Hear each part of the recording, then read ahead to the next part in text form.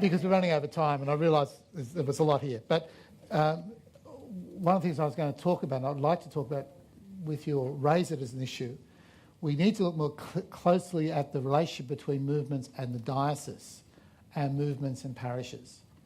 I think this is a really vital issue. Now, it's not an easy one.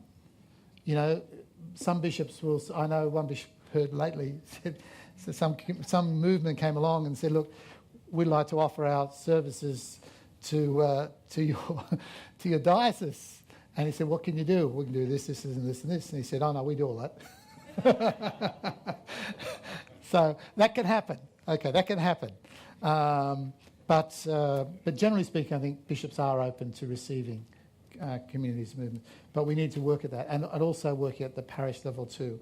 And I think we do need to find the ways, as parishes and dioceses need a way to welcome communities. But I can't go into that in detail today. And the last, actually I've got a lot on that one, so that's just as well. Just by way of comment, one of the first things that Pope Benedict did after he became Pope was that he wanted to have a meeting with communities, same as Pope John Paul done. So that last one, 2006, was one of the first things. He was elected in 2005. It takes a while to get these things underground. 2006, there was a meeting, because he himself, from his own experiences, has really got a great deal of respect for and appreciation of communities and their place in the church. So he's very pro groups and movements. But the title was chosen for it, and he spoke on it beautifully, was the beauty of being Christian. It was one of his ideas is beauty. He's very keen on this notion of beauty, and there's a lot of richness in it.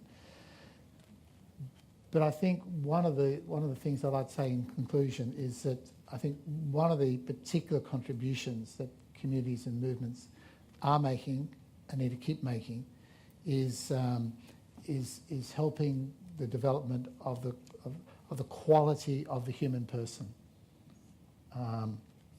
Our society is deconstructed and is busily deconstructing the human person. I think one of the tasks of communities will actually to be rebuilding it. I'd like to offer that as a thought to you. Ultimately, it is growing in the Christian life that's going to be the source of this.